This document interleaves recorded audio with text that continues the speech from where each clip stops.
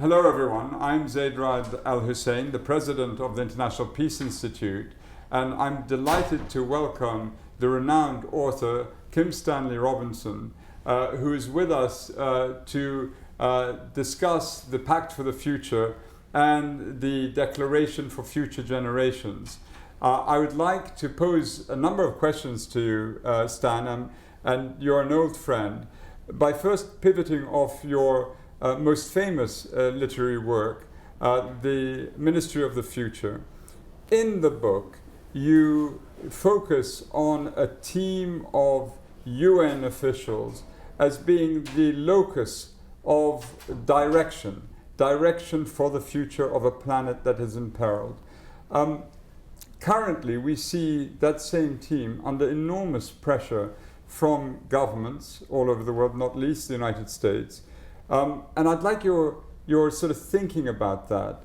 And then if we can pivot to the other theme or the other issue that you also focused on, and no small amount of attention given to it, the issue of the need to have something akin to a carbon coin, a form of quantitative easing that will basically assure or guarantee to a certain extent some future for future generations in terms of a livable biosphere. And then finally your thoughts on Pact for the Future and a Declaration for Future Generations. So three, and I know we're short on time, but we'd be very grateful to you. Well, I appreciate it, and I thank you for all the teaching that you've done me through these last 5 years.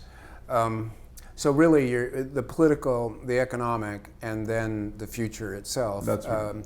And as to the political, Brian Wallace, Jamaica's ambassador to the UN, just said it a half hour ago, if not the UN, what? It is the space for international conversations amongst the nation states.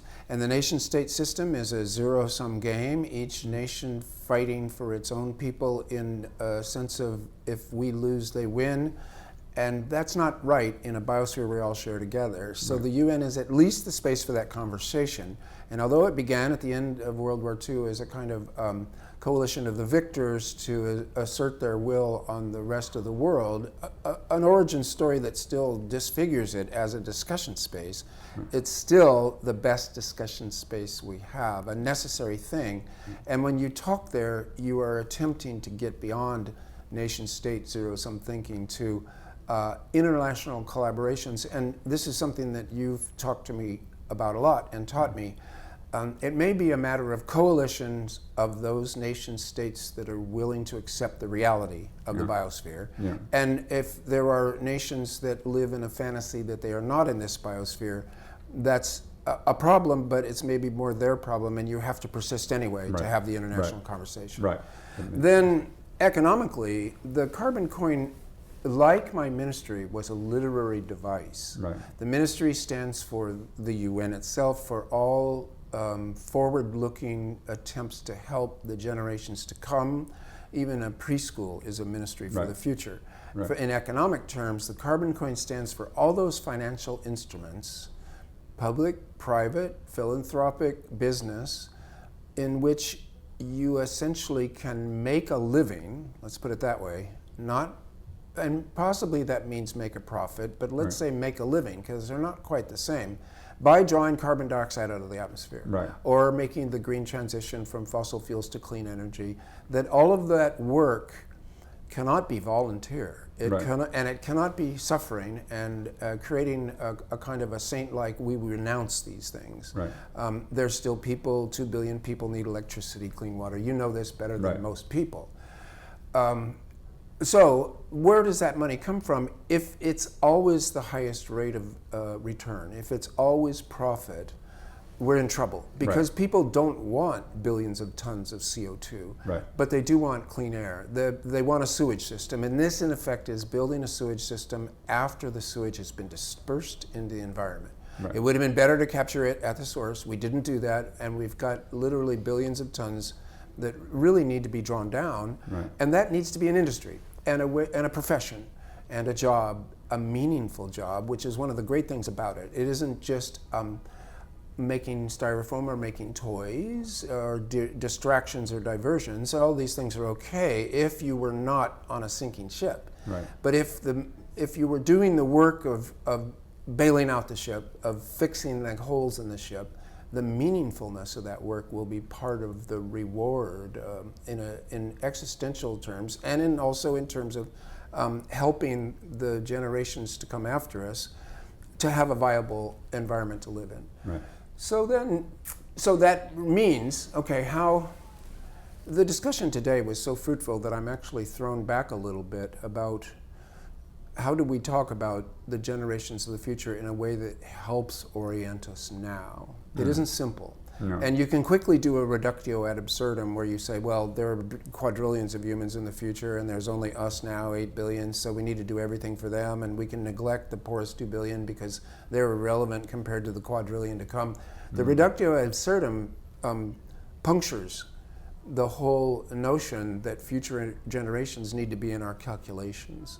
So what I came away from today's meeting was with a desire to rethink that aspect of things and to be able to express better what we mean when we're talking about the pact for the future. Yeah. The future humans as being citizens of now. Yeah. It's somewhat hypothetical, but it might be powerful. And we ended up at a place that I've come to before, scaffolding theory. We need to build a scaffold that is a little higher than we were at when we were young, or maintain it if it's under enormous stress, or if it's broken. We have to rebuild and restore.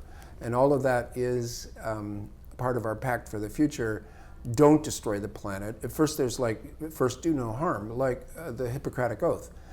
First restore the planet to healthy levels. Yeah. And that's a step that then the future generations will appreciate in their own work. Yeah, and I suppose the challenge we face now is this very notion of universal norms and rules binding us represent, alas, a little bit of a disappearing horizon, and we need it to be the floor.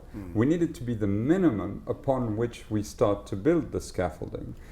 And yet, at the same time, it seems to be almost aspirational because of the fragmentation away from it. So it sets up a sort of double challenge.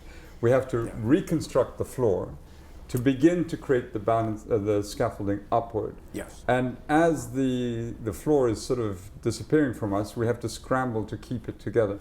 And for that, we do need an objective. So it sort of works in that sense. Without an objective, then we're totally lost.